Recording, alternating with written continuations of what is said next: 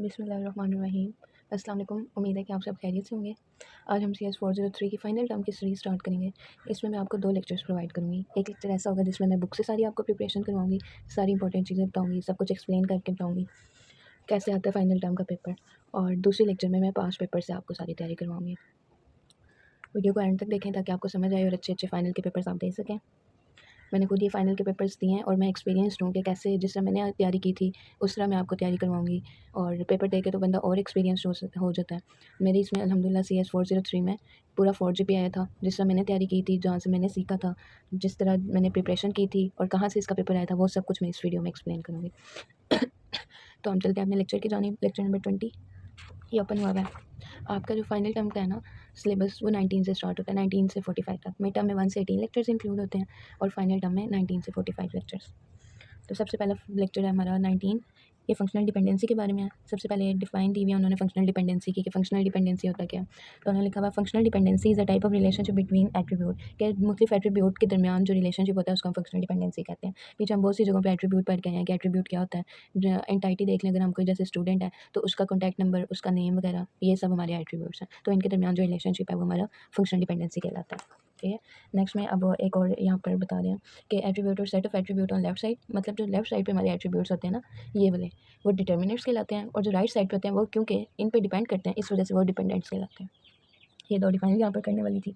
आगे वो बता रहे हैं कि फंक्शनल डिपेंडेंसी एंड की का क्या आपस में रिलेशनशिप है। तो वो कह रहे हैं कि वी कैन डिटरमाइन की आफ्टर सीइंग। जब तक हम फंक्शनल डिपेंडेंसी को नहीं देखेंगे, हम उसकी की को नहीं डिटरमाइन कर सकते कि कौन सी की है इसमें। कीज़ तो हम पीछे पढ़ के हैं ना, सुपर की, प्राइमरी की, सेकेंडरी की, अल्टरनेट की, तो वो सब कीज़। ठीक है। नेक्स्ट है कुछ इन्फरेंसेस के रूल। जो रूल्स होते हैं इन्फरेंसेस के फंक्शनल डिपेंडेंसीज के लिए, उसको हम इन्फरेंस एक्सियोम भी कहते हैं और आर्मस्ट्रॉन्ग एक्सियोम भी कहते हैं। तो इसके 6 रूल्स दिए हुए हैं।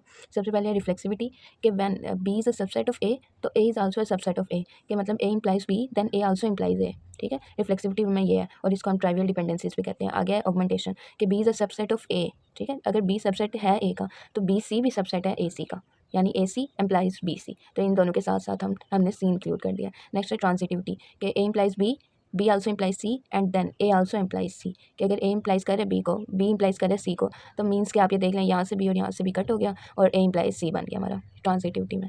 ये सब आपके बहुत इंपॉर्टेंट MCQs हैं। इनमें से ज़रूर कोई ना कोई MCQs आज तक हर पेपर में आया है। वैसे लॉन्ग और शॉर्ट नहीं आते, क्योंकि आपका जो CS 403 का पेपर होता है वो प्रैक्टिकल होता है ज़्यादातर। एडिटिव और यूनियन नेक्स्ट है, कि अगर ए इम्प्लाइज़ कर रहा है बी को और ए इम्प्लाइज़ कर रहा है सी को, तो ए ज़ाहिर बात है बी को भी इम्प्लाइज़ कर रहा है और ए सी को भी इम्प्लाइज़ कर रहा है। तो यहाँ पर लिख दिया उन्होंने A implies B C. Projectivity, next जो प्रोजेक्टिविटी है वो एडिटिविटी का रिवर्स है। ए इम्प्लाइज़ अगर बी सी, तो इसको हम ओपन करके देखें, A implies B and A implies C. Next है सीडो ट्रांजिटिविटी, कि अगर ए इम्प्लाइज़ करे बी को और बी सी या सी बी इम्प्लाइज़ करे डी को, तो ए और सी इम्प्लाइज़ करे डी को। तो ये सारे इस तरह बताए हुए हैं उन्होंने, ये आपने करना है। नेक्स्ट हमारा नॉर्मल फॉर्म आ जाता है। नॉर्मल फॉर्म में से ये कभी कभी आपको बहुत कम ऐसे होता है कि ये कोई एक टेबल दे देते हैं, उसको कहते हैं कि फर्स्ट नॉर्मल फॉर्म में कन्वर्ट करके दिखाएं, सेकंड में करके दिखाएं, थर्ड में करके दिखाएं, या इसका शॉर्ट क्वेश्चन भी बन सकता है। तो नॉर्मलाइजेशन बेसिकली हम किस लिए यूज़ करते हैं, तो कह रहे हैं अगर हमारे पास कोई एक डुप्लीकेट डाटा है ना, तो उसको ख़त्म करने के लिए हम नॉर्मल फॉर्म का यूज़ करते हैं। और एफिशिएंट तौर पर ये डाटाबेस को बनाने के लिए, और ये करने के लिए कि वाकई जो डाटा है, ये देखें जैसे यहाँ पर नेम है, तो अगर लिख दिया जाता है इस्लामाबाद, तो वो तो कोई सेंस नहीं बना रहा ना। तो ये देखता है कि जो हमने डाटा लिखा हुआ है उसकी कोई सेंस बन रही है और डुप्लीकेट डाटा नहीं होता। जैसे यहाँ पर देखें 2 डाटास दिए हुए हैं। ठीक है। एक ही में से 2 डुप्लीकेट हो गए हैं, 2 डाटा दे दिए गए हैं। तो इसमें हम ये नेक्स्ट में जब फर्स्ट नॉर्मल फॉर्म को कन्वर्ट करेंगे, हम नॉर्मल फॉर्म में, फर्स्ट नॉर्मल फॉर्म में, तो ये हम 2 बार ये पूरी एक रोल बना लिया और इन दोनों को डुप्लीकेट नहीं हमने लिखा, बल्कि अलग अलग रो में लिखा है। नेक्स्ट जो सेकंड नॉर्मल फॉर्म है, हम वो नेक्स्ट लेक्चर में पढ़ेंगे, उसमें सारा एक्सप्लेन करके बताया हुआ है इसका। हम चलते हैं हमने लेक्चर नंबर 20 की जानिब। नेक्स्ट हमारा लेक्चर नंबर 20 है। इसमें हम सेकंड नॉर्मल फॉर्म को पढ़ेंगे। इसमें बस ये कुछ पॉइंट्स हैं जो आपने अपने ध्यान में रखने हैं। सबसे पहले जो table exist in first normal form, तभी हम सेकंड नॉर्मल फॉर्म में कन्वर्ट कर सकते हैं जब हमारे पास फर्स्ट नॉर्मल फॉर्म में टेबल एग्जिस्ट हो। उसके बाद जो नॉन की एट्रीब्यूट है वो डिपेंड होनी चाहिए की एट्रीब्यूट पे, और जो पार्शियल डिपेंडेंसी है उसको रिमूव करना है। बस ये आपने 3 पार्ट्स करने हैं इस सेकंड नॉर्मल फॉर्म में। और इसमें 4 एनोमलीज हैं, रिडंडेंसी के, डुप्लीकेशन नहीं होती, इंसर्शन कर सकते हैं हम, deletion anomaly and updation anomaly, ये 4 एनोमलीज हैं। ठीक है। तो अगर ये 4 पॉइंट्स आपको पता है ना, तो इसके मुताबिक आप सेकंड नॉर्मल फॉर्म में कन्वर्ट कर सकते हैं। नेक्स्ट आ जाता है जी हमारे पास थर्ड नॉर्मल फॉर्म। इसके भी कुछ पॉइंट्स हैं कि बिल्कुल सेम इसी की तरह ही है, कि टेबल एग्जिस्ट होना चाहिए सेकंड नॉर्मल फॉर्म में, और जो प्राइमरी की है ना वो डिपेंडेंट होनी चाहिए, नॉन की एट्रीब्यूट जो है वो डिपेंड होना चाहिए प्राइमरी की पे, ठीक है। सेकंड ये है नाम है। और जो थर्ड है ना इसमें पार्शियल डिपेंडेंसी था, तो इसमें ट्रांजिटिव डिपेंडेंसी है कि रिमूव ट्रांजिटिव डिपेंडेंसी। ये तीन आपने पॉइंट सिर्फ याद करने हैं, ये तीन अपने ध्यान में रखने हैं। ये तीन आपको अगर पता होंगे ना कि ये 3 पॉइंट्स हैं हमारे, तो इसके मुताबिक आप इजीली कोई भी क्वेश्चन आता है ना second normal form, third normal form के बारे में, तो आप कर सकते हैं। नेक्स्ट है Boyce Codd normal form. A relation is in Boyce Codd normal form if and only if every determinants is a candidate key. जो डिटर्मिनेंट्स अभी पीछे हम देख रहे हैं कौन से होते हैं, जो राइट साइड पे होते हैं वो हमारे डिटर्मिनेंट्स होते हैं। देखा ना अभी हमने यहाँ पर, ये देखें कि जो लेफ्ट साइड पे होते हैं वो हमारे डिटर्मिनेंट्स होते हैं। सॉरी मैंने आपको राइट साइड बोल दिया, लेफ्ट साइड वाले डिटर्मिनेंट्स होते हैं। तो लेफ्ट साइड वाले जो हैं वो डिटर्मिनेंट्स जो होते हैं वो कैंडिडेट की होने चाहिए, ठीक है। उनकी की जो है वो कैंडिडेट की होनी चाहिए। आगे कुछ पॉइंट्स हैं यहाँ पढ़ लेते हैं। द कैंडिडेट की और composite key in the relation और कंपोजिट की के मतलब इसमें सिंगल एट्रीब्यूट नहीं होना चाहिए। कंपोजिट मीन्स के मल्टीपल एट्रीब्यूट्स आपके पास होने चाहिए। नेक्स्ट पॉइंट है there more than one candidate, और एक से ज़्यादा कैंडिडेट की होनी चाहिए। Not disjoint some attributes in the keys are common, के जो एट्रीब्यूट्स हैं वो कुछ कॉमन होने चाहिए, यानी कि डिसजॉइंट होकर एक दूसरे के साथ कॉमन हो ही ना, ठीक है। ये था बाइकॉर्ड और हायर नॉर्मल फॉर्म। इसमें से कुछ भी नहीं आता, ना शॉर्ट ना लॉन्ग, जस्ट एक 2 एमसीक्यूज बनते हैं इसमें। जो फोर नॉर्मल फॉर्म है ना वो डील करती है मल्टी वैल्यूड डिपेंडेंसी से, और जो फिफ्थ नॉर्मल फॉर्म है, फिफ्थ नॉर्मल फॉर्म जो deal with possible lossless decomposition से डील करती है। तो ये दो आपके एमसीक्यू हैं। इसमें मैं थ्योरी पे इसलिए ज़्यादा फोकस नहीं आपका कर रही हूँ क्योंकि इसका कभी भी पेपर थ्योरी से आया ही नहीं है, प्रैक्टिकल आता है, वो आपको आगे जाके बताते हैं वो जब लेक्चर स्टार्ट होंगे। नेक्स्ट है नॉर्मलाइजेशन, ये सारी एक्सप्लेन कर रहे हैं, पीछे जो हम पढ़ के आए हैं सारा नॉर्मलाइजेशन वाला ही है। आगे हमारे एक स्टार्ट होता है फिजिकल डाटाबेस डिज़ाइन, कि जो हम फिजिकल डाटाबेस डिज़ाइन है उसको कैसे तैयार करते हैं, उसके क्या प्रोसेसेस होते हैं। यहाँ पर लिखा हुआ है फिजिकल डाटाबेस डिज़ाइन इन्वॉल्व के ये हम पीछे काफ़ी बार मिड टर्म में हमने पढ़ा है कि पहले हम लॉजिकल डाटाबेस डिज़ाइन बनाते हैं, उसके बाद जो लॉजिकल होता है ना उसको हम कन्वर्ट करते हैं फिजिकल डाटाबेस में। तो हमारे पास पहले लॉजिकल डाटाबेस डिज़ाइन होना चाहिए, ठीक है। नेक्स्ट है कि इसके लिए क्या इनपुट्स हमें होनी चाहिए, हमारे पास होनी चाहिए, ये आपने शॉर्ट में आपसे पूछ सकते हैं। वैसे मैंने आपको बार बार बता रही हूँ कि थ्योरी में से आता नहीं है इसका पेपर, लेकिन फिर भी आप कर लें। नॉर्मलाइज रिलेशन, हर एट्रीब्यूट की डेफिनेशन होनी चाहिए आपके पास, डिस्क्रिप्शन होनी चाहिए हर एक चीज़ की, और requirement for response time, data security, backup होना चाहिए, टूल टू बी यूज वो होने चाहिए। तो ये सारी इनपुट्स हैं जो आपके पास होनी चाहिए, ठीक है। नेक्स्ट है जी हमारे पास यही जो टॉपिक हमने पीछे पढ़ा है यही यहाँ पर रिवाइज हो रहा है, ये सब कुछ इसमें ना। ये जो आपको दिया हुआ है वैसे ये थोड़ा मुश्किल होता है याद करना, तो ज़्यादातर देते नहीं है, लेकिन ये डाटा टाइप लिखी हुई है, उसके लिखा हुआ है कि उसका साइज़ कितना है। ये भी डाटा टाइप लिखी हुई है, उसका साइज़ लिखा हुआ है ये वाला। तो ये सारी डाटा टाइप्स लिखे हैं, उसके साइज़ है, आपने एक बार नजर इन पे मारनी है, एमसीक्यूज में आ सकते हैं, ठीक है। और वेरी इंपॉर्टेंट है कि एमसीक्यूज बनता है इसमें BLOB, बाइनरी लार्ज ऑब्जेक्ट। इसका साइज़ बहुत इंपॉर्टेंट है, ये आपसे काफ़ी बार पूछा जाता है एमसीक्यूज में, जो कि 4 की राइट। और ये वेरी इंपॉर्टेंट क्वेश्चन, ये आपका शॉर्ट में ज़रूर से भी ज़रूर पूछा जाता है, और जितना ये पूछा जाता है उतना ये आसान भी है। इसमें जस्ट हमने कंप्रेस करते हैं कोडिंग एंड कंप्रेशन। जैसे ये हमारे पास एक टेबल दिया हुआ है ना, तो हम ये हॉबी में ये देखें रीडिंग लिखा हुआ है, तो इसको हम R से रिप्रेजेंट कर देंगे, गार्डनिंग को G से, मतलब कंप्रेशन करेंगे इसकी। एक बड़े वर्ड को स्पेस बचाने के लिए ना हम एक छोटी लफ्ज़ में एक अल्फ़ाबेट में कन्वर्ट कर देंगे। जैसे हमने यहाँ पर किया कंप्रेस करके, जैसे रीडिंग था वो R से कर दिया, गार्डनिंग G से, दोबारा रीडिंग R से, मूवी M से, और दोबारा रीडिंग R से, कंप्रेस कर दिया हमने इसको ऐसे। और आगे कोड लिखती हैं कि R से मुराद रीडिंग, G से मुराद गार्डनिंग, M से मुराद मूवीज़। तो ये आपका एक शॉर्ट क्वेश्चन बनता है जो काफ़ी बार आ चुका है, और ये है भी बहुत ज़्यादा ईजी, ठीक है। इस लेक्चर में ये सब था, ये जो है ये पॉइंट्स के नेम्स हैं, ये कुछ बेनिफिट्स लिखे हुए हैं। नेक्स्ट है हमारे लेक्चर नंबर 23 डीनॉर्मलाइजेशन। पीछे हम नॉर्मलाइजेशन फॉर्म पढ़ के आए हैं, अब है डीनॉर्मलाइजेशन फॉर्म। तो ये एक ऐसी टेक्निक है जो हम हायर से लोअर नॉर्मल फॉर्म की तरफ जाते हैं, और हमारी डाटाबेस को ये स्पीड अप करता है, इसका बस ये काम है। उसके बाद डीनॉर्मलाइजेशन सिचुएशन 1, इसमें जो फर्स्ट लाइन है ना ये आपने खाली याद करनी है कि merge two entity type with 1-to-1 relationship, ये सब फर्स्ट लाइन याद करनी है। उसके बाद ये इसकी ना बेसिकली जो डीनॉर्मलाइजेशन का टॉपिक है इसमें सिर्फ एक डिफाइन है, इसकी इंपॉर्टेंट है बस। नेक्स्ट है पार्शनाइजिंग। जब हम एक रिलेशन को 2 में कन्वर्ट करते हैं, स्प्लिट करते हैं, तो क्या होता है, वो हमारा जो वर्कलोड है वो रिड्यूस कर देता है, बैलेंस कर देता है वर्कलोड को, और स्पीड अप कर देता है हमारे वर्क को। ये 3-4 चीज़ें। आगे पार्शनाइजिंग की कुछ ये डिफाइंस टाइप्स दी हुई हैं, और ये काफ़ी इंपॉर्टेंट टाइप्स हैं। इसमें आपको कह देंगे, एक टेबल दे दिया जाएगा, उसको कहेंगे कि आप हॉरिजॉन्टल पार्शनिंग में करें, या पूछा जाएगा कि ये डिफाइन है तो ये कौन सी पार्टीशनिंग है, तो ये इस तरह पूछा जाए। जो हॉरिजॉन्टल पार्टीशनिंग है ना, इसको हम टेबल को स्प्लिट करते हैं रोज़ की बिना पर, ठीक है। एक लार्ज टेबल को हम छोटे टेबल में कन्वर्ट कर देते हैं, और रोज़ की बिना पर हम इसको स्प्लिट करते हैं, ये सिर्फ डिफाइन है इसमें। और range is important on particular attribute. अब देखें, अब एग्जांपल से रेंज पार्टीशनिंग या हॉरिजॉन्टल पार्टीशनिंग के आगे 3 टाइप्स हैं, रेंज, हैश और लिस्ट।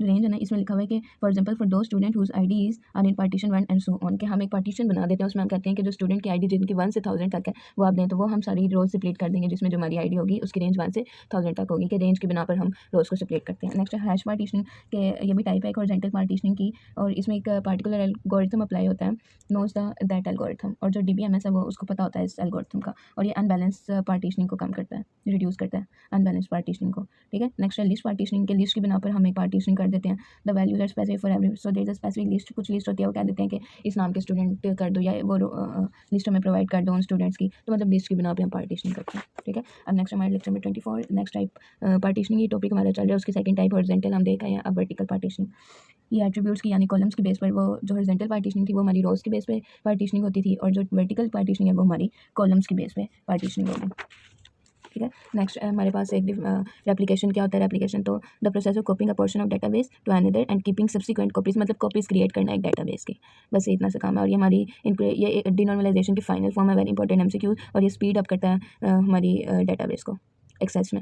नेक्स्ट है क्लस्टरिंग फाइल के, which means clustering the process which means to place record from different table to place in, मतलब ये नहीं कि अगर हमारे पास एक रिकॉर्ड है ना तो वो कुछ उसकी फाइल्स हों, जैसे हम एक एग्जांपल ले लेते हैं, इस्लामाबाद हो कुछ की या कराची हो, एक ही फाइल है, उसके कुछ पेज समझ लें, कराची है, एक इस्लामाबाद में पड़ा हुआ है, एक लाहौर में पड़ा हुआ है, तो ये चीज़ नहीं होनी चाहिए। एक ही लोकेशन में वो हमारे सारा जो टेबल है, जो हमारा डाटा है, वो एक ही जगह पे होना चाहिए, ठीक है, उसकी एक लोकेशन होनी चाहिए। यही जो पीछे हम समरी फिजिकल डेटाबेस डिज़ाइन पढ़ के आए हैं उसी की समरी बता रहे हैं। जो हमारा मेन टॉपिक इस पूरे फाइनल टर्म का जो लेक्चर स्टार्ट होता है ना, वो यहाँ से शुरू होता है, स्ट्रक्चर क्वेरी लैंग्वेज से, ठीक है। ये ऐसी लैंग्वेज है, एनसी स्टैंडर्ड लैंग्वेज है, इंपॉर्टेंट एमसीक्यूज जो कि एक्सेस और मैनिपुलेट करती है डेटाबेस को, और हमें एक्सेस करवाती है डेटाबेस में। और इसका जो करंट वर्जन है वो है SQL 92, ये एमसीक्यूज के लिए इंपॉर्टेंट है। इसकी बेसिकली होती हैं, ये हम यूज़ करते हैं इंसर्ट के लिए, किसी भी चीज़ की इंसर्शन के लिए, कोई हमने डेटाबेस में अपडेट की करना है तो उसके लिए यूज़ होता है, डिलीट करने के लिए, कुछ चीज़ क्रिएट करने के लिए, ड्रॉप करने के लिए, तो ये सारी चीज़ें SQL इसलिए हमारे पास यूज़ होता है। इसके बेनिफिट्स ये हैं, ये बेनिफिट्स लिखे हुए हैं, ये आपने 4-5 याद करने हैं, ठीक है। आगे MS SQL सर्वर, यहाँ से प्रैक्टिकल रूल्स दिए हुए हैं कुछ, कि जो हमारा जो SQL फॉर्मेट है किस तरह का होता है। एक सिंपलेस्ट और बेसिक लैंग्वेज है, ये बताया उन्होंने कि जो हमारी लैंग्वेज है ना, जैसे हमने सेलेक्ट करना है, अपडेट करना है, डिलीट करना है, तो वो सारे जो वर्ड्स हैं ना वो हमने कैपिटल में लिखने हैं। और अब अगर हम नाम लिखते हैं, एक अली अपनी डेटाबेस में यूज़ करते हैं, या एक टेबल का नाम हम खुद से रखते हैं, तो उसको हम लोअर केस लेटर्स में लिखेंगे, छोटे अल्फ़ाबेट्स में लिखेंगे। और जो आइडेंटिफायर है वो वैलिड होना चाहिए, लेंथ कम से कम 256 होनी चाहिए, इससे ज़्यादा नहीं होनी चाहिए। और जो चीज़ें ऑप्शनल हों वो मतलब जो ऑप्शन हों जिसके कि हम कुछ भी उसमें सेलेक्ट कर देते हैं, वो उसको राउंडेड ये स्क्वायर ब्रैकेट में हम यूज़ करेंगे। कर्ली ब्रेसेस, जो हमें चीज़ें चाहिए इंपॉर्टेंट हैं, वो हम रिक्वायर्ड आइटम जो है वो कर्ली ब्रेसेस में यूज़ करेंगे। और जो चॉइसेस है ना, जैसे उसको हम बार्स में ऐसे करके यूज़ करेंगे, एक इधर लिख देंगे, एक इधर लिख देंगे, ठीक है। एन आइटम के लिए ऐसे हम यूज़ करेंगे, तो ये ऐसे है। मतलब ये बता रहे हैं कि हम कैसे SQL जो क्वेरीज हैं वो लिखते हैं। आगे जाके SQL क्वेरीज अभी तो आनी है प्रैक्टिकली। डाटा टाइप्स कौन सी यूज़ करते हैं, इंटीजर्स की होती है, उसमें हम बिग इंट की यूज़ करते हैं, इंट, स्मॉल इंट, टिनी इंट, ये सब ज़्यादातर जो हमारी यूज़ होती है इंट और स्मॉल इंट यूज़ होती है। नेक्स्ट बिट में 1 और 0 वैल्यू होनी चाहिए, और वो डेसिमल भी होती है और न्यूमेरिक भी होती है। आगे टेक्स्ट में हमारे पास करेक्टर होता है 4, वर्ड 4, टेक्स्ट और एनचार। ये ना आपसे ज़्यादातर एमसीक्यूज भी पूछ लेते हैं कि जो हमारे पास कौन सी वैलिड डाटा टाइप है, तो ये 3 दे के टेक्स्ट में 3 दे के एक और कोई और स्मॉल मनी कर देते हैं, तो ऐसे एमसीक्यूज पूछ लेते हैं। ये काफ़ी इंपॉर्टेंट एमसीक्यूज हैं। और ये मनी का बताया हुआ है कि स्मॉल मनी एक यूज़ होता है, और डाटा टाइप और मनी यूज़ होती है। फ्लोटिंग पॉइंट में फ्लोट और रियल यूज़ होता है। डेट में ये वेरी इंपॉर्टेंट एमसीक्यूज, इसमें वो पूछते हैं, एक दे देते हैं लार्ज डेट टाइम, एक देते हैं स्मॉल डेट टाइम और एक और कोई ऑप्शन दे देते हैं। तो हमारे ये 2 वैलिड हैं, बाकी जो भी होंगे अगर उन्होंने पूछा होगा कौन सा इनकरेक्ट है तो आपने बाकियों पे करना है, अगर करेक्ट का पूछा होगा तो इन दोनों में से सिलेक्ट करना है, ठीक है। नेक्स्ट हमारे पास आ रहा है, सबसे पहले जो इसकी टाइप आ रही है वो DDL डाटा डेफिनेशन लैंग्वेज। तो इसका बता रहे हैं कि आर कंपाइल्ड, एक जब हम उसको कंपाइल करते हैं ना तो वो एक रिजल्ट देता है, एक set of table in a special file, उसको हम कहते हैं डाटा डिक्शनरी और डाटा डायरेक्टरी। आपके डिफाइन में वो एमसीक्यूज में पूछ सकते हैं। एक डाटा डेफिनेशन लैंग्वेज है, दूसरी डाटा मैनिपुलेशन। ये हमारी इंसर्शन, डिलीशन, मॉडिफिकेशन के लिए हम इसको यूज़ करते हैं। और इसकी 2 टाइप्स होती हैं, प्रोसीजरल होती है और नॉन प्रोसीजरल। इसमें हम देखते हैं कि कौन सा डाटा हमें चाहिए और कहाँ से हमने वो लेना है। नॉन प्रोसीजरल में हम सिर्फ ये देखते हैं कि कौन सा डाटा हमें चाहिए, ये देखते हैं कि कैसे चाहिए, ठीक है। और एक और 2 ऑप्शन इसके होते हैं, ग्रांट और रिवोक के। अगर हमने किसी को देनी है अथॉरिटी तो हम उसके लिए ग्रांट करते हैं, रिवोक अगर लेनी हो वापस कोई अथॉरिटी वगैरह तो हम उसके लिए रिवोक की का यूज़ करते हैं क्वेरी को। नेक्स्ट हमारी ये वन बाय वन अब जो हमने टाइप्स पढ़ी हैं ये एक्सप्लेन की जाएंगी। यहाँ से आपके बेसिकली जो लॉन्ग शॉर्ट क्वेश्चन जो बनते हैं ना यहाँ से स्टार्ट हो रहे हैं। सबसे पहले उन्होंने बताया है कि 3 टाइप्स हैं SQL कमांड्स की। पहली है DDL data definition language, data manipulation language and data control language, ठीक है। ये 3 टाइप्स दी हुई हैं आपको। सबसे पहले हम पढ़ते हैं डाटा डेफिनेशन लैंग्वेज। इसमें ये कुछ चीज़ें दी हुई हैं, इसको बेसिकली हम 3 चीज़ों के लिए यूज़ करते हैं। एक क्रिएट करने के लिए, ये पूरा जो लेक्चर है ना ये क्रिएट के बारे में, ठीक है। क्रिएट अब हम कैसे करते हैं, सिर्फ आपको जो मैं करवाऊंगी ना आपने वो करना है, ठीक है। अब देखिए ये एक्सरसाइज में दिया हुआ है, एक आपने डेटाबेस क्रिएट करनी है एग्जाम सिस्टम की और एक टेबल क्रिएट करना है डिफरेंट कंस्ट्रेंट के साथ, ठीक है। अगर ये आप स्ट्रक्चर कर लेते हो ना तो क्रिएट कमांड के बारे में कोई भी अगर आता है ना तो बस ये आपने नेम्स चेंज करने होंगे, सारा स्ट्रक्चर यही है, ठीक है। अब डेटाबेस उन्होंने क्रिएट करने को कहा तो हम क्रिएट कैपिटल लेटर में लिखेंगे डेटाबेस भी, और कौन सी डेटाबेस हमने क्रिएट करनी है एग्जाम की, एग्जाम लिख दिया और उसके बाद हम ये सेमीकोलन को यूज़ करते हैं, ठीक है। नेक्स्ट अब हमें क्रिएट करेंगे टेबल को स्टूडेंट नाम का और आगे ये कंस्ट्रेंट दिए हुए हैं उसके, ठीक है। ये विदाउट कंस्ट्रेंट है, सिर्फ इसमें डाटा टाइप लिखी हुई है और ये विद कंस्ट्रेंट है। लेकिन हम स्टूडेंट आईडी का हम कहते हैं एक कॉलम क्रिएट करें, उसकी डाटा टाइप होनी चाहिए इंटीजर और प्राइमरी की होनी चाहिए। दूसरे में हम उसको कहते हैं स्टूडेंट नेम होना चाहिए, टैक्स में होना चाहिए वो, और नल नहीं होना चाहिए। आगे कहते हैं क्रिएट करें सीजीपीए की कॉलम, उसमें हम कहते हैं कि चेक करें जो सीजीपीए है वो जिसका 4 से मतलब सबसे ज़्यादा जीपीए 4 होना चाहिए और कम सबसे ज़्यादा होना चाहिए 1, इस ये 1 से 4 की रेंज में हमारा सीजीपीए आना चाहिए। और अगला कह देते हैं सेमेस्टर स्मॉल इंटीजर और डिफ़ॉल्ट 1, ये डाटा टाइप हमारी यूज़ होना चाहिए। तो मतलब ये इस वाले पूरे यूनिट में सिर्फ ये आपने एक डाटा डेफिनेशन लैंग्वेज है ना, इसमें सिर्फ एक क्रिएट का ये स्ट्रक्चर करना है। अगर कोई भी इसके बारे में क्वेश्चन आ जाता है ना कि कुछ भी क्रिएट करें तो ये सारा उसका स्ट्रक्चर दिया हुआ है, इसी के मुताबिक ही होगा वो। नेक्स्ट हमारा है लेक्चर नंबर 27। अगर हमने कोई डाटाबेस में चेंजिंग करनी है तो वो कैसे करेंगे, उसके लिए हम आल्टर का कीवर्ड यूज़ करते हैं, ठीक है। इसका स्ट्रक्चर मैं आपको यहाँ से इंसर्शन का आ गया। अगर हमने कोई भी चीज़ को आल्टर करना हो ना तो हम सेम बिल्कुल वैसे ही करेंगे। ये देखें आल्टर टेबल और आगे टेबल का नाम लिख देंगे, ठीक है। बस इतना सा काम करेंगे और आगे सेमीकोलन यूज़ कर देंगे तो हमारा जो टेबल है ना वो आल्टर जो चेंजिंग करनी है वो हमारी हो जाएंगी, ठीक है। आगे हमारे पास एक ट्रानुकेट का कमांड है, ये इसलिए हम यूज़ करते हैं कि जब हमने सारी रोज़ को डिलीट करना हो तो हम ये यूज़ करते हैं। जब सारी रोज़ डिलीट करनी होगी तो हम लिखेंगे ट्रानुकेट, आगे टेबल और टेबल का नेम लिखेंगे, हमारी सारी जो रोज़ होंगी वो डिलीट हो जाएंगी। कमांड ड्रॉप की, तो ड्रॉप अगर हमने पूरा टेबल डिलीट करना है ना तो उसके लिए हम लिखेंगे ड्रॉप टेबल और टेबल का आगे नेम लिख देंगे, ठीक है। नेक्स्ट अब हमारी यहाँ पर खत्म हो रही है डाटा डेफिनेशन लैंग्वेज में। हमने 3 चीज़ें पढ़ी हैं, एक हमने पढ़ी है क्रिएट कमांड, एक हमने किया आल्टर और तीसरी हमने की है ड्रॉप। ड्रॉप और ट्रानुकेट बेसिकली हमने 2 पढ़ी हैं, लेकिन जो ज़्यादातर मतलब अगर जब भी पूछा जाए ना कि डीडीएल की कितनी कमांड्स हैं तो इसमें ट्रानुकेट नहीं ज़्यादा यूज़ होती, ड्रॉप यूज़ होती है। तो 3 ये मेन जो हमने टाइप्स पढ़ी हैं, ठीक है, कि हम कौन कौन सी कमांड को यूज़ करते हैं। नेक्स्ट हमारी डाटा मैनिपुलेशन लैंग्वेज यहाँ पीछे पढ़ के आए हैं, इसके बारे में इंसर्शन के लिए, सिलेक्शन के लिए और अपडेशन के लिए हम यूज़ करते हैं इसको। और प्रोसीजरल लैंग्वेज में हम वो देखते हैं कि कौन सा डाटा हमें चाहिए और कैसे हम ले सकते हैं वो। नेक्स्ट नॉन प्रोसीजरल लैंग्वेजेस में हम देखते हैं कि कौन सा डाटा हमें चाहिए। आगे जो सबसे पहले हमारे इसका कमांड है वो है इंसर्ट कमांड। इसका आपने एक स्ट्रक्चर करना है, ठीक है, कि अगर आपने मतलब इंसर्ट कहते हैं ना कि कोई वैल्यूज़ लिखनी एक टेबल में, तो हम ये स्ट्रक्चर यूज़ करेंगे इंसर्ट। उन्होंने कहा एक आप वैल्यूज़ लिखें जो कि इनकरेक्ट हों, मतलब एक इनकरेक्ट डाटा टाइप के साथ लिखें और एक लिखें उसके बाद एरर्स को देखें और एक करेक्ट डाटा टाइप्स के साथ लिखें, तो ये करेक्ट वाली है, ठीक है। अब इंसर्ट इनटू स्टूडेंट, हमने एक टेबल स्टूडेंट में इंसर्ट करनी है वैल्यूज़, वो कौन सी है, student ID, student name, CGPA, semester, ये सारी चीज़ें हमने इसमें ऐड करनी है, ठीक है। और आगे उसकी वैल्यूज़ लिख दें कि स्टूडेंट आईडी की वैल्यू है 100 और फिर इसको हम ना एक सिंगल इससे शो करेंगे, ठीक है, खीजर और 2.442 सेमेस्टर कौन सीजीपीए कितना है, सेमेस्टर कौन सा है 2, तो ये सारी चीज़ें बगैर डॉट के इसका यूज़ करेंगे, ठीक है, अपोस्ट्रोफ। नेक्स्ट लेक्चर में 28 है वो इंसर्ट के ही कुछ वो करवा रहे हैं हमारे, तो इसे प्रैक्टिस करवा लें इसकी। तो मतलब ये है कि मैं एक एक चीज़ आपको प्रैक्टिकली करवा रही हूँ। अगर कोई भी इसके बारे में क्वेश्चन आ जाता है ना तो स्ट्रक्चर सेम यही है, इसी के मुताबिक करना है। ये CS 403 की बुक इंतहाई आसान है, इंतहाई आसान है। ये सब कुछ एसक्यूएल क्वेरी कमांड्स वगैरह ही शॉर्ट और लॉन्ग क्वेश्चन में आपको बेसिकली देते हैं, ठीक है। नेक्स्ट हम आते हैं लेक्चर नंबर 28 पे। इसमें हम इंसर्ट पर रहे हैं। नेक्स्ट हमारी क्या सेलेक्ट है, सेलेक्ट पे चलते हैं कि हमने कोई रोज सेलेक्ट करनी हो, कोई कॉलम सेलेक्ट करना हो तो कैसे। इसमें 3 चीज़ें हम यूज़ करते हैं, सेलेक्ट, फ्रॉम और वेयर। इसकी मदद से हम अपनी एसक्यूएल क्वेरी लिखते हैं। आगे देखें, अगर हमने तमाम पूरे टेबल की रोज़ को करना है सिलेक्ट या कॉलम्स को, पूरे टेबल को सिलेक्ट करना है तो हम लिखते हैं सिलेक्ट, आगे हम ये स्टार लगाते हैं फ्रॉम स्टूडेंट के, फ्रॉम स्टूडेंट वाले टेबल से हर एक चीज़ को सिलेक्ट करते हैं। पूरा टेबल वो वैसे ही करके आपको प्रिंट करके दे देंगे, ठीक है। और अगर कुछ चीज़ें हमें चाहिए, जैसे कि हम चाहते हैं कि हमारे पास ये स्टूडेंट नेम हो, प्रोग्राम नेम हो, तो हम लिखेंगे select student name, program name और किस टेबल से, स्टूडेंट टेबल से, और आगे ये सेमीकोलन लगा देंगे, ठीक है। नेक्स्ट एट्रीब्यूट एलियास, इसका मकसद बेसिकली ये है कि अगर हमने लिखा हुआ ना, देखें अगर स्टूडेंट नेम है तो हम अगर चाहते हैं, ये देखें यहाँ स्टूडेंट नेम लिखा हुआ है, इधर हम लिखना चाहते हैं पूरा इसका नेम कि स्टूडेंट नेम, ST नेम है स्टूडेंट नेम, और प्रोग्राम में के प्रोग्राम नेम, तो हम लिख देंगे select ST name as student name from student, कि मतलब जो ST नेम है ना उसको आप यहाँ पर प्रिंट करके मिल दें स्टूडेंट नेम और किस टेबल से, स्टूडेंट के टेबल से, ठीक है। एट्रीब्यूट एलियास इसलिए यूज होते हैं। बस इस लेक्चर में यही था। इसमें हमने देखा है कि सिलेक्ट कैसे करते हैं। आगे भी और भी इसके बारे में हम करेंगे, सिलेक्ट के बारे में, लेक्चर नंबर 29 में भी। यहाँ पे आप देखें वो एक कह रहे हैं, हम एग्जांपल दे रहे हैं कि display all courses of MCS program, कि आप सारी जो MCS प्रोग्राम के कोर्सेज है ना वो सिलेक्ट करके दें। तो हम लिखेंगे सिलेक्ट कोर्स कोड, सबसे पहले ज़ाहिर बात है बताएंगे, कोर्स का नेम बताएंगे और प्रोग्राम का नेम बताएंगे, और टेबल का नाम आपका होगा कोर्स फ्रॉम, ये आपने बेसिकली बड़े अल्फ़ाबेट में लिखना है कि फ्रॉम कोर्स और वेयर जिसमें जो प्रोग्राम नेम है ना वो हमारा होना चाहिए इज इक्वल टू MCS। तो हमने ये यूज़ देख लिया। सिलेक्ट का भी फ्रॉम हम यूज़ करेंगे कि फ्रॉम के बाद हम लिखते हैं कि टेबल का नेम, और वेयर के क्या हमें चीज़ चाहिए वो हम यहाँ पर लिखेंगे। ठीक है। अगर हमने सॉर्ट असल में order by sort by column हम यूज़ करते हैं असेंडिंग और डिसेंडिंग ऑर्डर के लिए। अगर हमने असेंडिंग ऑर्डर में करना है या डिसेंडिंग ऑर्डर में, ये भी एग्जाम्पल आएगी आगे।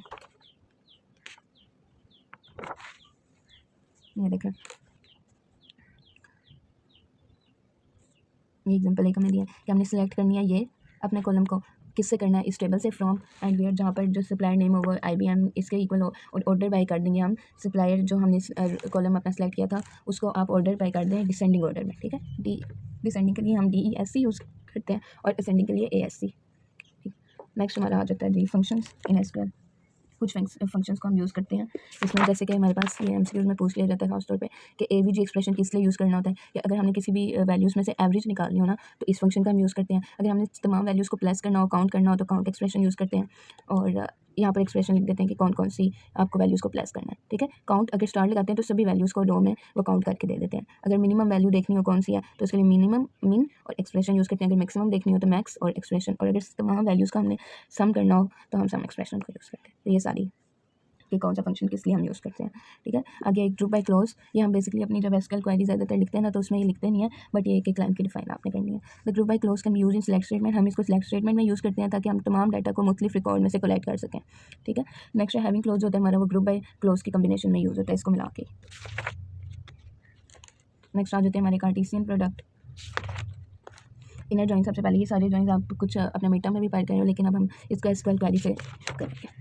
ये SQL क्वेरी है इनर जॉइन की सिलेक्ट, अगर आपने तमाम रोज करनी है सिलेक्ट फ्रॉम कोर्स, आगे inner join program on where course program on course dot PR name is equal to program dot PR name. तो ये आपने क्वेरी एक याद करनी है इनर जॉइन के लिए। ठीक है। वह कोई भी इसके मुताबिक देंगे नहीं, बस वो कहेंगे कि इनर जॉइन की आप क्वेरी लिख दें। ठीक है। तो आप ये लिख देंगे क्वेरी। आउटर जॉइन की पूछें तो बिल्कुल सेम वो भी यही है, बस आउटर जॉइन यहाँ पर कर देंगे। नेक्स्ट आ जाता है हमारे पास सेमी जॉइन। सेमी जॉइन की ये क्वेरी है select course dot CR code comma program dot PR name program dot PR credits, मतलब ये आपके टेबल के नाम लिखे हैं, ज़रूरी नहीं है कि आपने ये लिखने, आप कोई और भी कॉलम्स के नाम लिख सकते हैं। ठीक है। और किस फ्रॉम कोर्स यानी कि टेबल का आपने क्या नाम लिखा हुआ है और हमने इसमें सेमी जॉइन करना है ना, वो लिख के ऑन, मुझे लगता है आप लोगों को ना ये शायद सही नज़र नहीं आ रहा, अब सही नज़र आ रहा है, on course dot PR name is equal to program dot PR। तो ये हमारी सेमी जॉइन की क्वेरी है। आगे आ जाता है सेल्फ जॉइन। अगर सेल्फ जॉइन की क्वेरी लिखनी हो तो सेल्फ जॉइन का उसी टेबल से आपने मल्टीप्लाई बेसिकली करना होता है। Select from course as course C1 हमने कर दिया, जैसे हमने एट्रीब्यूट अलियास पीछे करिए ना, और कोर्स एक कोर्स को हम कह देते हैं C2, और जिसमें course 1 dot CR code is equal to course 2 dot C2 dot course code. तो ये हमारी आ जाती है सेल्फ जॉइन की क्वेरी। ये सारी जो जॉइंस की क्वेरी है ना ये एज इट इज़ आपने याद करनी है और एज इट इज़ लिख कर आनी है। ठीक है। आगे हमारे पास data control language basically start और एक्सेस कंट्रोल, इसमें हम ग्रांट और प्रोवोक का यूज़ करते हैं। ठीक है। ग्रांट अगर हमने किसी को देनी हो परमिशन वगैरह, या डाटा एक्सेस कंट्रोल में दो बेसिकली कमांड्स यूज़ होती हैं, ग्रांट और रिवॉक की। अगर किसको अथॉरिटी देनी हो तो ग्रांट हम यूज़ करते हैं, अगर लेनी हो तो हम रिवॉक का यूज़ करते हैं।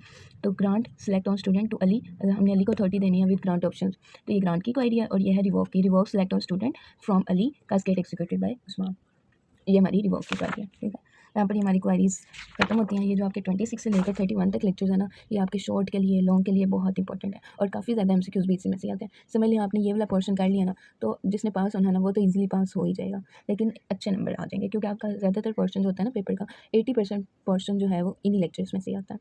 नेक्स्ट हम 32 करते हैं। ये थ्योरी है बेसिकली कि एप्लीकेशन प्रोग्राम क्या होता है। Program written to perform different requirement by user organization or the application program. तो ये आपने इसकी डिफाइन करनी है, और एक्टिविटीज़ क्या होती हैं इसमें, ये 5 नेम, ये शॉर्ट में शायद पूछ लें आपसे। Data input programs, editing, display, processing और रिपोर्ट। आगे ये यूज़र इंटरफेस की 2 टाइप्स होती हैं, ये आपने करना है, एक टेक्स्ट बेस होती है और एक GUI ग्राफिकल यूज़र इंटरफेस, जिसको हम फॉर्म्स भी कहते हैं। ठीक है। ये 2 थी।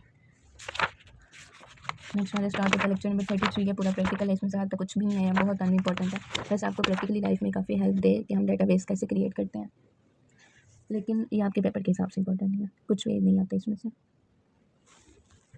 नंबर 34, इसमें MCQs के हिसाब से इंपॉर्टेंट है कुछ चीज़ें कि फिजिकल स्टोरेज की क्या कैरेक्टरिस्टिक्स हैं, speed of access, cost per unit reliability.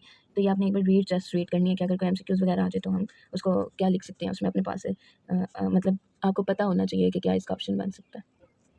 Next है जी वोलेटाइल स्टोरेज। वो होती है कि अगर हम अपने कंप्यूटर को पावर ऑफ कर दें तो जो अपने डाटा है ना वो लॉस्ट हो जाएगा, तो हम उसको कहते हैं वोलेटाइल स्टोरेज, और अगर लॉस्ट ना हो तो उसको हम कहते हैं नॉन वोलेटाइल स्टोरेज। ये दो चीज़ें हैं। जो इंटेल है, इंटेल माइक्रो प्रोसेसर, उसकी इतनी मेमोरी होती है, पैंटिनम की इतनी कैश मेमोरी है। आगे फ्लॉपी डिस्क आ जाता है, हार्ड डिस्क आ जाता है। फ्लॉपी डिस्क इतना डाटा होल्ड कर सकता है, और जो हार्ड डिस्क है वो इतना डाटा कर सकता है, और जो हार्ड स्टोर कर सकता है, होल्ड कर सकता है। हार्ड डिस्क जो है वो 10 to 100 टाइम जो है फास्टर होती है फ्लॉपी डिस्क से, ठीक है।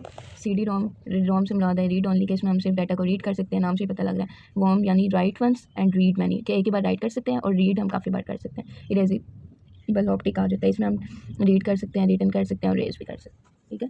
Machine that spin disk is called disk drive. आगे आ जाता है हमारे पास RAID, redundant array of independent disk. ये काफ़ी इंपॉर्टेंट क्वेश्चन है, ये आपका कॉलम जैसे दे सकते हैं वो red 0, red 1, red 2, red 3, red 4। आगे डिफाइंस दे देंगे, पूछेंगे कि इस रेड का खुद डिफाइन देंगे, आपको नहीं लिखनी पड़ेगी कि ये डिफाइन किस रेड किया, तो बस आप ये जिस तरह में याद करवाने उस तरह कर लें। रेड 0 जो है ना इसमें रिडंडेंट डाटा नहीं होता, ठीक है। रेड 1 जो है हमें रिडंडेंसी प्रोवाइड करता है। रेड 2 जो है वो हैमिंग एरर करेक्शन को यूज़ करता है। रेड 3 स्ट्रिप करता है डाटा को बाइट लेवल पे। ये 2-3 जो मैं लफ्ज़ पा रही हूँ ना हर रेड के, ये आपने याद करने। रेड 4 जो है ये स्ट्रिप करता है, ये बाइट लेवल पे करता था, ये ब्लॉक लेवल पे करता है रेड 4। और रेड 5 जो है लेवल 4 के बिल्कुल एक जैसे ही है, लेकिन इसमें डिस्ट्रीब्यूट करता है ये पैरिटी को तमाम ड्राइव्स में, ठीक है। सिक्वेंशियल फाइल ऑर्गेनाइजेशन के एक सीक्वेंस में हमने फाइल्स को रखा हुआ है।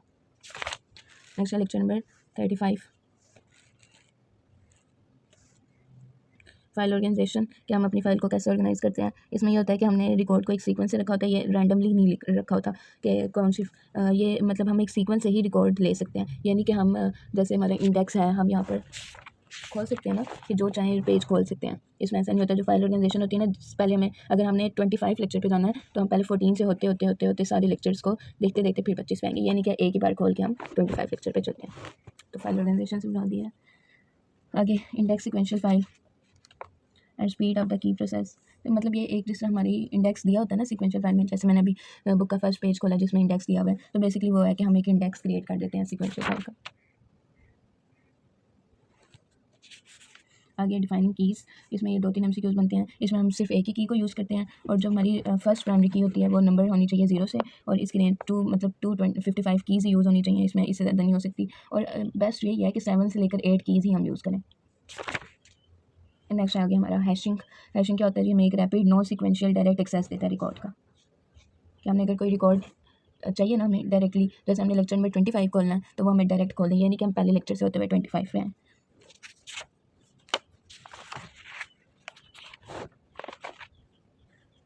नेक्स्ट है जी हमारा हैश फंक्शन। कुछ फंक्शन हैं इसके। सबसे पहले है कि कुलियन को ये हैंडल करने के लिए हम ये कुछ चीज़ें ये यूज़ करते हैं, चेनिंग, कि एक चेन क्रिएट कर लेते हैं ताकि कुलियन ना हो। रीहैशिंग, एक बार हैशिंग करके दूसरी बार फिर हैशिंग करें ताकि कुलियन ना हो। लीनियर प्रॉब्लम के अगर दो एक ही जैसे आ गए हमारी रोज़ में टेबल में, तो उसमें +1 या -1 करने ताकि कुलियन ना हो। आगे ये लीनियर प्रॉब्लम का ही एक है। ओवरफ्लो एरिया,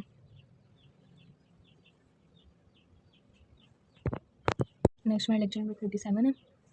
ये भी बेसिकली जो हम पीछे पढ़ के हैं ना इंडेक्स, ये भी वही है, बस इसमें हमने एक प्रैक्टिकल काम करना है। वो very important, long question, short question, MCQs, हर चीज़ इंपॉर्टेंट है कि इंडेक्स को क्रिएट कैसे करते हैं। तो सबसे पहले हम लिखते हैं, बहुत ईजी भी है बेसिकली ये क्रिएट करना हमने, कि इंडेक्स और इंडेक्स नेम लिखना है, ऑन टेबल नेम लिखना है और कॉलम नेम लिखना है। जैसे हमने एक इंडेक्स बनाना है माई इंडेक्स के नाम से, टेबल का नाम लिखना है स्टूडेंट और कॉलम नेम लिख देंगे। तो ऐसे हम अपने इंडेक्स को क्रिएट करते हैं। लेक्चर नंबर 38 है। तो इसमें ये है एक चीज़ के जो हमारा प्राइमरी इंडेक्स रहता है ना उसको हम क्लस्टर इंडेक्स कहते हैं, और जो सेकेंडरी इंडेक्सेस होते हैं उसको हम नॉन क्लस्टरिंग इंडेक्स कहते हैं। इसमें एक भी ट्री स्ट्रक्चर होता है जो कि हम as a cluster index use करते हैं। आगे इसकी 2 टाइप्स से बन रही हैं, और द इंडेक्सेस की डेंस और स्पार्स इंडेक्सेस। जो डेंस इंडेक्स है ना उसमें तमाम डाटा हमारे पास होल्ड होता है, और जो स्पार्स इंडेक्स है उसमें कुछ रिकॉर्ड हमारे पास होता है, ठीक है। नेक्स्ट है स्पार्स इंडेक्स के अब कुछ लेवल्स हैं, जैसे अपडेट के लिए हम इसको यूज़ कर सकते हैं, डिलीशन के लिए हम इसको यूज़ कर सकते हैं, और इंसर्शन के लिए। नेक्स्ट लेक्चर नंबर 39 एंड 40, ये भी काफ़ी इंपॉर्टेंट लेक्चर है। इसमें व्यू है एक, इसको हम ये एक विजुअल टेबल क्रिएट करता है, एक ओरिजिनल टेबल का, और हमें सिक्योरिटी प्रोवाइड करता है। आपका लेक्चर नंबर 29 से 31, और इंडेक्स हमने कहाँ पर है 29 से 31, 37 और 39 एंड 40 काफ़ी इंपॉर्टेंट लेक्चर हैं। ठीक है, एक वर्चुअल टेबल क्रिएट कर देते हैं और सिक्योरिटी मैकेनिज्म कि यानी अगर हमने एक टेबल है ना हमारे पास, तो हमने उसका एक वर्चुअल टेबल क्रिएट कर देना कि जो हम चीज़ें नहीं दिखाना चाहते ना वो कोई और ना देखे। ठीक है, तो इसलिए हम ये वर्चुअल टेबल क्रिएट करते हैं। अब व्यू कैसे क्रिएट करते हैं, सबसे पहले तो इसकी कुछ टाइप्स हैं, materialised view, simple view, complex view और डायनामिक व्यू एक ही है। तो इसकी ये कुछ टाइप्स हैं। तो जो मटेरियलाइज्ड व्यू है ना, ये एक ही टेबल से सारा जो रिकॉर्ड है ना वो फैच करता है। ठीक है, और जो इसमें डाटा होता है वो परमानेंटली स्टोर होता है। नेक्स्ट सिंपल व्यू है। अब सिंपल व्यू जो हमारे हैं वो created from table, use for security mechanism के लिए यूज़ होता है। आगे है कम्प्लेक्स व्यू। ये जो व्यू है ये मल्टीपल टेबल से हम क्रिएट करते हैं, और कम्प्लेक्स और डायनामिक बेसिकली सेम ही है और कम्प्लेक्स व्यू जो होता है इसमें टेम्परेरी स्टोर होता है डाटा। ठीक है, अब आपने ये देखना है कि हम व्यू कैसे क्रिएट करते हैं। कोई भी अगर व्यू बनाने के लिए वो दे देते हैं तो एक ही तरीका है। सबसे पहले हम लिखते हैं create view, view one as, मतलब 2 व्यूज़ क्रिएट करते हैं। एज आगे सारी वो कॉलम्स का नाम लिख दिया, फ्रॉम किससे और कौन से टेबल से, एम्प्लॉय टेबल से। अगला दूसरा व्यू हमने सेम इसी तरीके से क्रिएट कर लिया, इसमें तमाम पूरा टेबल हमने किया सिलेक्ट। और अब आगे वो कह रहे हैं सिलेक्ट करें तमाम चीज़ें व्यू वन से, अगर हमने तमाम चाहिए। अपडेट अगर करना है हमने तो हम कहते हैं अपडेट करें, जैसे हमने व्यू टू करना है तो इसमें जो हमारी सेट करें, जो एम्प्लॉय जो नेम है अली होना चाहिए और जो एम्प्लॉय आई डी है वो होनी चाहिए हमारे पास 2। ठीक है, और अगर हमने कोई डिलीट करना है ना व्यू तो हम उसके लिए यूज़ करते हैं ड्रॉप व्यू और आगे व्यू का नाम लिख देते हैं। लेक्चर नंबर 41 है, एक वही पीछे व्यूज़ वाला थोड़ा सा रिवाइज़ किया उन्होंने, मटेरियलाइज्ड व्यूज़ वाला। यहाँ से आपका मेन टॉपिक शुरू हो रहा है ट्रांजैक्शन मैनेजमेंट से। ये प्रॉपर्टीज़ करनी है आपने, डिफाइन लिखी हुई है कि इंडिविजुअल यूनिट होता है work, individual unit of work comprise of several option, all or none of which must be performed in order to preserve data integrity. एक डिफाइन कर लेनी है। और प्रॉपर्टीज़ है atomicity, consistency, isolation and durability. कि atomicity के individually तौर पर डाटा मतलब ट्रांजेक्शन होती है, कंसिस्टेंसी कंसिस्टेंट होता है डाटा, आइसोलेशन एक दूसरे को अफेक्ट नहीं करता, और एंड चला है ड्यूरेबिलिटी। ठीक है, ये कुछ नेम्स हैं ये आपने करने हैं। आगे अगर सक्सेसफुल हमारे पास हो जाती है ना ट्रांजैक्शन तो उसके लिए हम कमिट का यूज़ करते हैं, और अगर कहीं पर एरर आ जाता है तो वहाँ पर ही एग्जीक्यूशन वो स्टॉप हो जाती है और वो रोल बैक हो जाती है। ठीक है, आगे आ जाता है lecture number 42, concept of transaction है, एक रीड और राइट करने की सीरीज़ है डाटाबेस सब्जेक्ट में। ट्रांजैक्शन एंड स्केड्यूल ये 2 डिफाइंस करनी है। ये शॉर्ट में भी पूछ सकते हैं और एमसीक्यूज में भी पूछ सकते हैं कि transaction can also define as set of action that are partially order. एक ट्रांजैक्शन की कर लेनी है, schedule is a list of action from a set of transaction, ये आपने स्केड्यूल की कर लेनी है। जो इंपॉर्टेंट चीज़ें हैं ना जो आज तक पेपर में आई ही नहीं है, बेसिकली ज़्यादातर पास्ट पेपर से ही जो पहले आया हुआ होता है पेपर में उसी से ही ज़्यादातर पेपर आता है। ये जो अनइम्पॉर्टेंट चीज़ें इनमें से ना आया पेपर ना ही आता है। ठीक है, आगे ये एक है स्ट्रिक्ट टू फेस लॉकिंग, कि इसके लॉकिंग के 2 फेज़ होते हैं। पहला जो रूल होता है उसमें ये होता है कि अगर ट्रांजैक्शन हम सिर्फ रीड करना चाहते हैं तो पहले रिक्वेस्ट करेंगे shared lock on the object, ताकि जो लॉक है वो कर सके। एक लाइन है। सेकंड रूल ये दिया हुआ है कि all lock side by transaction are release when transaction completed. जो ट्रांजैक्शन अगर ट्रांजैक्शन हो गई है तो उसमें जो भी लॉक लगे हुए हैं ट्रांजैक्शन के वो हम रिलीज कर देते हैं। ठीक है, आगे आ जाता है डेड लॉक। अगर T1 वेट कर रहा है T2 का कि लॉक रिलीज़, और T2 भी वेट कर रहा है कि T1 का वेट लॉक लूज़ हो, मतलब रिलीज़ हो लॉक, तो इस साइकिल को कि हर कोई एक दूसरे के लिए वेट कर रहा है कि उसका लॉक रिलीज़ हो, तो इस चीज़ को हम कहते हैं डेड लॉक। ठीक है, ये बस आपको कंसेप्ट इन चीज़ों का आना चाहिए और कुछ भी नहीं करना।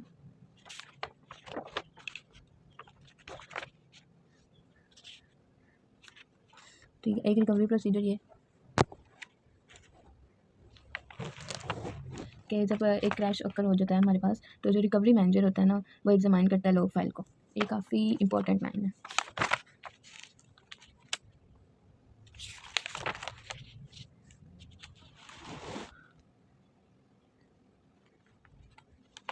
आगे हमारी प्रॉब्लम आ जाती है कंकरेंट एक्सेस की, लोस्ट अपडेट प्रॉब्लम, अनकमिटेड और इनकंसिस्टेंट एनालिसिस। ये 3 नेम करनी है पहले तो आपने। अनकमिटेड अपडेट प्रॉब्लम के ऐसी सिचुएशन है कि जिसमें ट्रांजैक्शन जो है वो अपडेट करती है एक ऑब्जेक्ट को और जो दूसरी है वो रीड करती है, तो पहले जो ट्रांजैक्शन है वो अबॉर्ट हो जाएगी। आगे इनकंसिस्टेंट है, ये भी एक लाइन आपने पढ़नी है। सीरियल एग्जीक्यूशन को सीरियल स्केड्यूल कहते हैं। लॉकिंग पिछला ही आ रहा है। वेट फॉर ग्राफ, ये थोड़ा सा इंपॉर्टेंट है। ये डेड लॉक एक प्रिवेंशन होती है और एक डिटेक्शन होती है। डिटेक्ट हम करते हैं वेट फॉर ग्राफ के ज़रिए, काफ़ी इंपॉर्टेंट ये एमसीक्यू है। ठीक है, जो हम डिटेक्शन करते हैं ना वो वेट फॉर ग्राफ के ज़रिए करते हैं, डेड लॉक डिटेक्शन। और वेट फॉर ग्राफ में जो नोड्स होती हैं वो रिप्रेजेंट करती हैं ट्रांजैक्शन को, और एरो हेड रिप्रेजेंट करते हैं जो ट्रांजैक्शन लॉक हो गया डाटा आइटम्स के में। शेयर्ड और एक्सक्लूसिव 2 टाइप्स होती हैं लॉक की। बस यहाँ पर आपका लेक्चर कंप्लीट हो गया। लेक्चर नंबर 45 तक मैंने आपको सारी वो चीज़ें करवाई हैं, आप उनका टाइम बिल्कुल भी वेस्ट नहीं किया। सिर्फ वो चीज़ें करवाई हैं जो कि इंपॉर्टेंट थी, जो कि पेपर के हिसाब से आने वाली थी, और एक्सपीरियंस मैंने खुद पेपर दिया हुआ है इसका, और जो चीज़ें मैंने की थी जिस तरह की थी, और अल्हम्दुलिल्लाह मेरा इसमें 4/4 GPA है माशाल्लाह। और उस हिसाब से मैंने आपको ये सब कुछ करवाया फाइनल टर्म की प्रिपरेशन। तो इसमें बेसिकली 37 लेक्चर, 39 40 यानी एक व्यू वाला लेक्चर, और जो पीछे हम सारे करके आए हैं वो तकरीबन बनते हैं 26 से 31 तक क्वायरीज़ के। वो काफ़ी ज़्यादा इंपॉर्टेंट हैं इंडेक्स क्रिएट करने के और व्यू क्रिएट करने के। ये कुछ लेक्चर हैं जो बहुत इंपॉर्टेंट हैं आपके शोर के हिसाब से, लोगों के हिसाब से, MCQs के हिसाब से। अगर आपको ये वीडियो अच्छी लगी है, वाकई आपको हेल्प हुई है इसमें से, तो काइंडली चैनल को सब्सक्राइब कर दें, लाइक कर दें और एक अच्छा सा कमेंट दे दें, ताकि इससे हमें भी हौसला हो कि वाकई आपको हेल्प मिली है इससे। और पेपर जब आप देख रहेंगे तो अपना एक्सपीरियंस लाजमी शेयर करें हमारे साथ। नेक्स्ट मैं आपको एक वीडियो प्रोवाइड करूँगी जिसमें मैं 5 पेपर से आपको तैयारी करवाऊँगी। आज मैंने सारे हैंड्स आउट से जो जो चीज़ें करने वाली थी वो आपको बताई हैं। नेक्स्ट मैं आपको 5 पेपर से सारी एक बार तैयारी करवाऊँगी, ताकि आपको आइडिया हो जाए कि पेपर कैसा आता है। इंशाल्लाह आपको वीडियो अच्छी लगी होगी, सब्सक्राइब करके जाइएगा। और बस आज के लिए इतना ही। अल्लाह हाफ़िज़।